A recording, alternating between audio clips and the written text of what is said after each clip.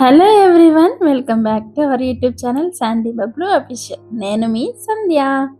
అందరికీ good morning. ఈరోజు morning routine ఏంటో చూపిద్దామని ఈ వీడియో అయితే స్టార్ట్ చేశాను అనమాట. నేను ఇంతకుముందు షార్ట్ వీడియోస్లో పెట్టాను. అంటే నేను నైట్ నాకు స్పాట్స్ ఉన్నాయి, అంటే చిన్న చిన్న పిగ్మెంటేషన్ లాగా వచ్చింది కదా, సో అవి పోవటానికి క్లాసిక్ క్రీమ్ ఒకటి యూజ్ చేస్తున్నాను అనమాట. నైట్ టైం అప్లై చేసుకొని మార్నింగే నేను మినరల్ వాటర్ తోటి, బోర్ వాటర్ అస్సలు యూజ్ చేయకుండా మినరల్ వాటర్ తోటి క్లీన్ చేసుకోవాలి. సో ఓన్లీ నెక్ వరకే కాబట్టి ఒక బాటిల్ అయితే ఫిల్ చేసుకొని ఉంచుకున్నాను అనమాట.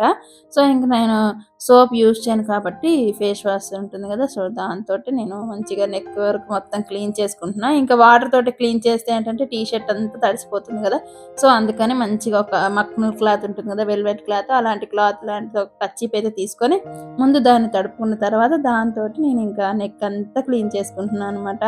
ఈ క్రీమ్ యూజ్ చేయడం వల్ల యూజ్ ఉందా అంటే కొన్నిసార్లు ఉందని చెప్పాలి, కొన్నిసార్లు లేదని చెప్పాలి. ఎందుకంటే మనం యూజ్ చేసే విధానాన్ని బట్టి ఉంటుంది. నాకైతే ఇది యూజ్ చేసిన ఒక 1 వీక్ తర్వాత నుంచి రిజల్ట్ అనేది కనిపిస్తుంది నార్మల్గా. అది నాకు ఇంతకు ముందే తెలుసు. కానీ ఏంటో నేను ఇప్పుడు వాడి 6th డే అనుకుంటా. సో కొంచెం లైట్‌గా అయితే నాకు చేంజెస్ కనిపిస్తుంది గానీ, మరీ ఓవర్‌గా అయితే అంతగా లేదు. సో ఎలా ఉన్న స్పాట్స్ అలాగే ఉన్నాయి. మరి ఏంటి డిఫాల్ట్ అని నాకు అర్థం కావట్లేదు. ఇది ఏ క్రీమ్ వాడితే నాకు ఈ స్పాట్స్ అనేవి పోతాయి, అసలు ఎందుకొచ్చాయో తెలియట్లేదు. కొంచెం ఇచ్చింగ్ లాగా అనిపించింది, ఖతం అంతే. ఇంకా ఓన్లీ నెక్‌కే వచ్చాయి. అంటే మనం మంచిగా రెడీ అయినప్పుడు కనిపించేది ఫేస్ విత్ నెక్కే కదా! నెక్‌కి కనిపిస్తుంటే అందరూ ఫస్ట్ ఫేస్ చూడట్లే. వాళ్ళ చూపంతా నా నెక్ మీదకే వెళ్తుందనమాట. కొంచెం ఎంబారసింగే ఉంది. కానీ తప్పట్లేదు. అందుకోసమని కూడా నేనింకా ఆ క్రీమ్ అయితే కంటిన్యూస్‌గా వాడదామనైతే ఫిక్స్ అయ్యా అనమాట. ఇంకా నెక్ అంతా క్లీన్ చేసుకున్న తర్వాత అదే కర్చీఫ్‌ని మంచిగా క్లీన్ చేసుకొని ఫేస్ కూడా క్లీన్ చేసుకుంటా. కొంచెం ఫ్రెష్ ఫీలింగ్ వస్తుంది. లేదంటే అదే నిద్ర మొహంలాగా ఉంటదనమాట. రోజంతా లేజీగా అనిపిస్తది. సో అందుకే ఫస్ట్ లేవగానే నెక్‌తో పాటు ఫేస్ కూడా మంచిగా క్లీన్ చేసుకున్న తర్వాత వర్క్ అనేది స్టార్ట్ చేస్తా. ఇదంతా కూడా బ్రషింగ్‌కి ముందే అనమాట. బ్రష్ చేసుకోలేదు నేనింకా. నెక్స్ట్ ఇంకా రైస్ అయితే కడిగేసి రైస్ కుక్కర్ మీద పెట్టేస్తా అనమాట. ఎందుకంటే ఇటు రైస్ అవుతూ ఉంటే ఇటు కర్రీ కూడా అవుతుంది కదా, సో నాకలా ఎట్ ఏ టైమ్ 2 వర్క్స్ అయితే కంప్లీట్ అయిపోతాయి. ఈరోజు నేను పప్పుచారు చేద్దాం అనుకుంటున్నా. పప్పుచారుకి నార్మల్‌గా పప్పుచారుకైనా సరే, పప్పుకైనా సరే నేను 2 రకాల పప్పులైతే యూజ్ చేస్తా. ఒకటి కందిపప్పు, ఒకటి పెసరపప్పు. ఇప్పుడు నేను చూపించిన టంబ్లర్ ఒకటి ఉంది కదా, అది రైస్ కుక్కర్‌ది అనమాట. అంటే రైస్ పోసేటప్పుడు రైస్ కుక్కర్‌లో వస్తుంది కదా డబ్బా, ఆ డబ్బా. అదే కొలతతోటి నేను పప్పు తీసుకుంటాను అనమాట. హాఫ్ పెసరపప్పు, హాఫ్ కందిపప్పు.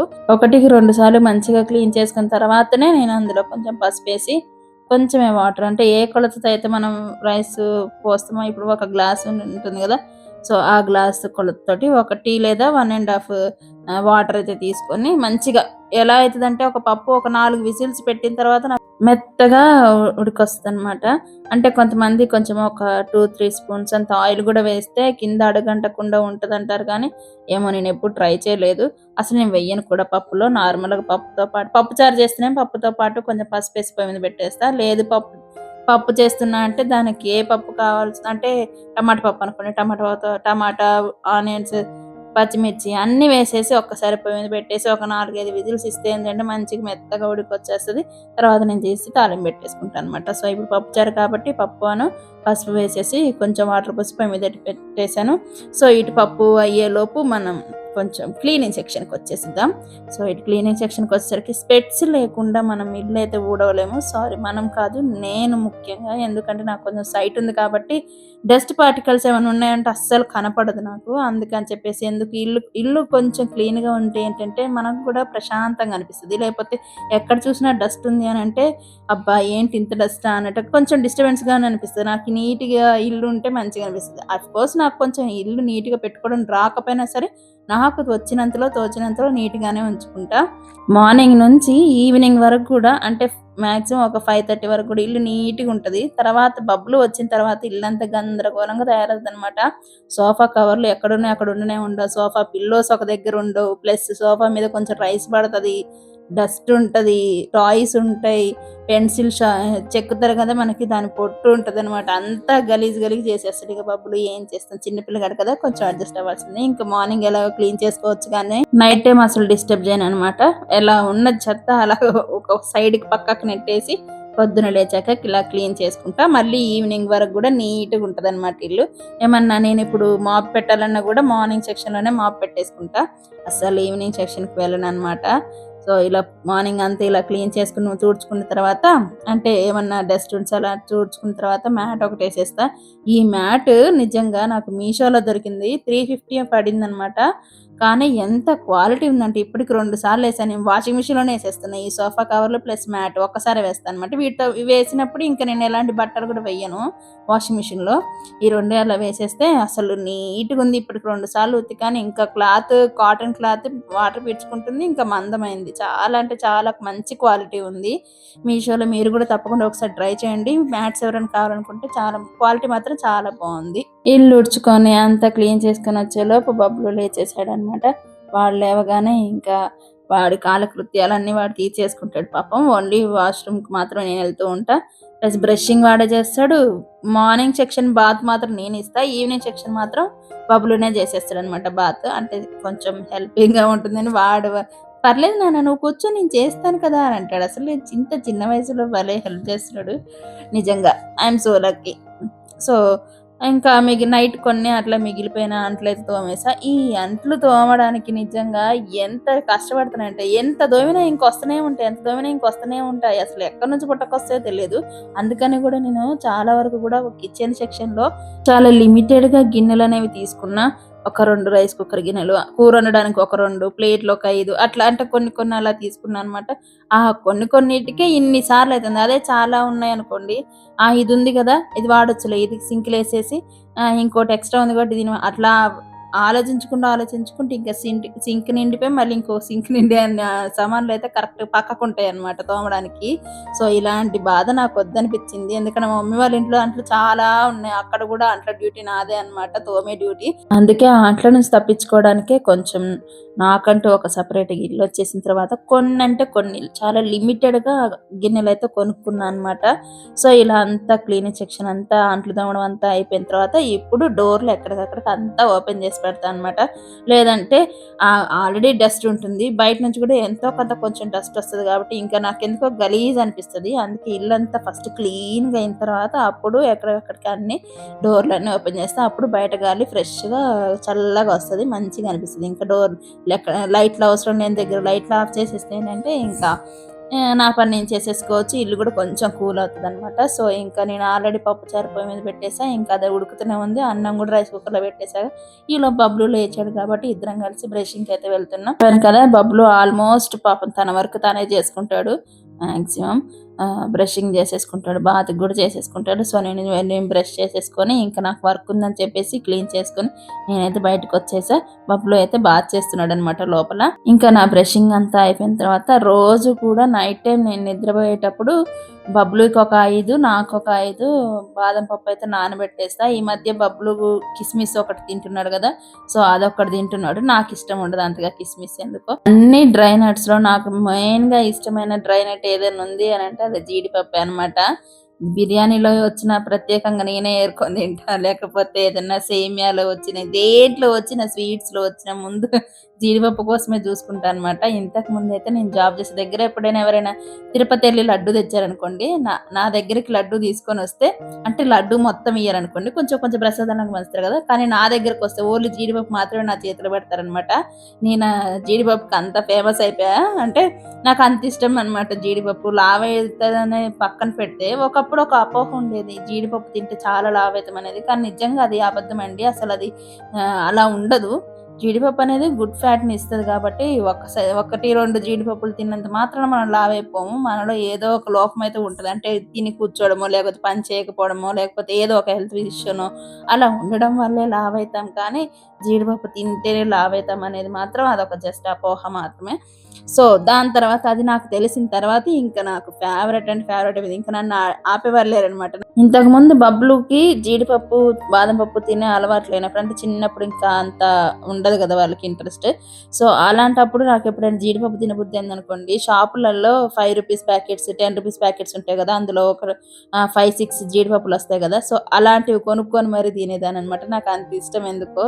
ఇంకా బబ్లు పుట్టిన తర్వాత కొన్ని రోజులైన తర్వాత వాడికి కూడా కొంచెం బాదం పప్పు తినడం, జీడిపప్పులు తినడం నేర్పించిన తర్వాత, అంటే మెయిన్ స్కూల్‌కొచ్చిన తర్వాతనే నేను స్నాక్స్ లాగా పెట్టడం అలవాటు చేశా. ఇంకా బబ్లు కూడా జీడిపప్పు, బాదం పప్పులు ఇలాంటివి తింటుడని అనిపించినప్పుడు ఇంకా అప్పుడు కొంచెం ½ కిలో, 100 గ్రామ్స్ ఇలాంటివి కొనుక్కరావడం ఇంక స్టార్ట్ చేసినాక నేను కూడా కొంచెం అటు ఇటు ఎవరు లేదు చూసి మంచిగా ఒక 4 తినడం అనేది స్టార్ట్ చేశారనమాట. నాకెందుకో జీడిపప్పు అంటే చాలా ఇష్టం. సో, అలా అనమాట. పొద్దున్నే ఇంకా బ్రష్ అయిపోయిన తర్వాత బాదం పప్పు, జీడిపప్పు తింటా. బబ్లు ఏమో బాదం పప్పు, కిస్మిస్ తింటాడనమాట. మళ్ళీ బబ్లు స్నాక్స్‌లోకి ఒక 5 బాదం పప్పులనేవి నేను స్నాక్స్‌గా పెట్టి పంపిస్తా. దాని తర్వాత ఇంక నాకు పరిగడుపునే అది బాదం పప్పు, జీడిపప్పు తినేసి ఒక హాఫ్ బాటిల్ అంత వాటర్ అయితే తాగేస్తాననమాట. ఇంకా అదే నాకు మార్నింగ్ టిఫిన్. సో, ఇంకా ఇటు పప్పు కూడా ఉడికింది. దాన్ని తీసి మనం ఆల్రెడీ చింతపండు నానబెట్టేసాం కాబట్టి పప్పుచారుకి రెడీ చేస్తున్నా. దాంట్లోనే ఒక్కసారి పప్పు, చింతపండు ప్లస్ మనకి ఎంతైతే పప్పుచారు కావాలో అంత వాటర్ పోసేసిన తర్వాత దాంట్లో ఉప్పు, కారం, కరేపాకు, ఎల్లిపాయలు, జీలకర్ర ఆహ్, అన్నీ వేసేస్తాననమాట. అయితే ఫస్ట్ స్టార్టింగ్‌లో మీకు చూపించినట్టుగా అంటే ఇప్పుడు పప్పు వేసేటప్పుడు ములక్కాయలన్నీ గూడా నేను మొన్న మార్కెట్‌లో తీసుకున్నా. ఒక 4 ములక్కాయలు. సో, ఆ 4 ములక్కాయలు నేను ముందే పీల్ తీసేసి ఒక బాక్స్‌లో స్టోరేజ్ చేసి ఫ్రిడ్జ్‌లో అయితే పెట్టా అనమాట. అలా కొన్ని పప్పుచారుకి, కొన్ని కూరకైతే ఉంటాయిలే అని చెప్పేసి ముందే తీసుకొని ఉంచుకున్నా. ఈరోజు పప్పుచారు కాబట్టి నేను గూడా ములక్కాయలు ఎక్కువ తింటే బబ్లుకి కూడా ఇష్టం అనమాట. సో, మా ఇద్దరి కోసం అని చెప్పేసి కొన్ని ఎక్కువగా ములక్కాయలైతే వేసేసి ములక్కాయ పప్పుచారు అయితే చేసేసాననమాట. ఇంకా దాన్ని పొయ్యి మీద పెట్టేసా. అది అయ్యేలోపు ఇటు నేను ఒక కొత్త పని చేస్తున్నా.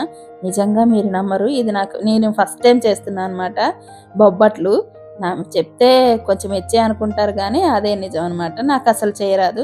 నేను అనుకున్నా ఏంటంటే ఇప్పుడు ఒకవేళ నాకు బొబ్బట్లు కుదరలేదు అనుకున్నా అంటే చపాతీ చేసి చపాతీ పిండి మంచిగా కలిపి అది మంచిగా రావాలి. ప్లస్ ఆ పిండి గూడా మెత్తగా రావాలి. ఒకవేళ కుదిరితే ఓకే. లేదంటే కొంచెం మినపప్పు అయితే నానబెట్టి పూర్ణాలాగేస్తాంగా అలా అయినా ఏస్తే సరిపోతదిలే అని ఒక పావు కిలో అంత శనగపప్పు అయితే నానబెట్టేసా అనమాట. బెల్లంకి బదులు నా దగ్గర ఆల్రెడీ బెల్లంది పౌడర్ ఉంది. సో, అది తెచ్చి కూడా చాలా రోజులైంది. అది అయిపోగొట్టేస్తే కొత్తది తేవచ్చని ఆలోచన ఉందనమాట. అది ఎక్కువగా నేను టీలోకి గానీ, జ్యూసెస్‌లోకి గానీ యూజ్ చేస్తున్నా. సో, మిగతాది కొంచెం ఇందులో ఏసేస్తే ఏంటంటే మళ్ళీ ఫ్రెష్‌గా తెచ్చుకోవచ్చని ఆలోచన. సో, అందుకని చెప్పేసి ఇంకా నేను బెల్లం పౌడర్‌ది వేస్తున్నా. ప్లస్ ఇటువైపు పప్పు కూడా నానబెట్టేసా. ఈరోజు చూడాలి అసలు బొబ్బట్లు నాకొస్తాయా రావా? కుదురుతా లేదా అని. ఇంకా మా ఆయన స్ట్రిక్ట్‌గా చెప్పిందేంటంటే మైదా పిండితో చేస్తారు. అట్లొద్దు మళ్ళీ అది కడుపులో నొప్పులేస్తది. చపాతీ చేసే పిండి ఉంటుంది కదా! గోధుమ పిండి దాంతో చెయ్యి పర్లేదు. ఒకవేళ కుదరకపోయినా సరే చపాతీ కాబట్టి మనకి తొందరగా డైజెస్ట్ అయితది. మనం ఆల్రెడీ తిని ఉన్నాం కాబట్టి అలవాటయిపోతది అని అన్నాడనమాట. సర్లే మంచిదే కదా అని చెప్పి నేను కూడా ఇంకా చపాతీ పిండితోనే చేద్దామని అనుకున్నా. ఫస్ట్ అయితే పప్పు అయితే నానబెట్టేసా. ఈవినింగ్ కల్లా నానితే అది చూడాలింకా. ఇటు పప్పుచారు అయితే కంప్లీట్‌గా అన్ని ముక్కలన్నీ కూడా ఉడికిపోయినాయి. ఇంకా తాలింపేయాలి. తాలింపేసే ముందు నేను ఆల్రెడీ మనం తాలింపేయడానికి ఒక చిన్న కళాయిలాగా తీసుకొని ఆయిల్ పోస్తాంగా. అయితే ఫస్టే నాకు బబ్లుకి చల్లమిరపకాయలంటే చాలా ఇష్టం. అంటే బబ్లు మరీ ఎక్కువ తినడులే. ఒకటి తింటాడు. రైస్ అంతా వాడు ఎంత తింటాడో అంత రైస్ అంతా అయిపోయేలోపు ఒకే ఒక్క చల్లమిరపకాయ అయితే తింటాడనమాట. నాకు చాలా ఇష్టం ఇంకా. సో, అందుకని చెప్పేసి ఫస్ట్ అయితే చల్లమిరపకాయలు ఏంచి పక్కన పెట్టేసి ఇంకా నేను పప్పుకైతే తాలింపేస్తున్నా. ఎప్పుడూ కూడా సమ్మర్ వచ్చింది అనంటే మా మమ్మీ వడియాలతో పాటు ఈ చల్లమిరపకాయలు కూడా వేసేది. కానీ తనకు కూడా కొంచెం హెల్త్ బాలేదని చెప్పేసి ఇంకా అసలు చేయడం అనేది ఆపేసిందనమాట. ఇంక నేనేం చేస్తున్నా అంటే ఈ చల్లమిరపకాయలు ఆల్రెడీ తిని మనకు అలవాటయింది కాబట్టి బయటనే షాప్స్‌లలో కొనుక్కుంటున్నా అనమాట. ఇంకా అవి ఏంచి పక్కన పెట్టిన తర్వాత పప్పుకి కావాల్సిన తాలింపు అంతా వేసేసి పెడితే అసలింకా పప్పుచారు గుమగుమలాడుతుంది. ఆ స్మెల్‌కి అంటే తాలింపు వేస్తాం గదా! ఆ స్మెల్‌కే కడుపులో ఇంకా ఎలకలు పరిగెడతా ఉంటాయన్నమాట. నాకైతే పప్పు తాలింపు పెట్టే స్మెల్ అంటే చాలా ఇష్టం. పప్పు గాని, పప్పుచారు గాని మంచి కుదిరింది అంటే దాని టేస్ట్ అంతా, దాని క్రెడిట్ అంతా గూడా పప్పు తాలింపులోనే ఉంటదన్నమాట. మెయిన్‌గా నాకైతే పప్పు చేయడం చాలా అంటే చాలా బాగా వచ్చు. నేను క్రెడిట్ అన్నీ సర్దేసుకొని బబ్లుకి కొంచెం అన్నం తినిపించి స్కూల్‌లో డ్రాప్ చేసి వస్తే మార్నింగ్ సెక్షన్ వర్క్ అంతా కంప్లీట్ అయినట్టే. మళ్ళీ నెక్స్ట్ వీడియోతో మళ్ళీ మీ ముందుకు వస్తున్నప్పటి వరకు బై బై.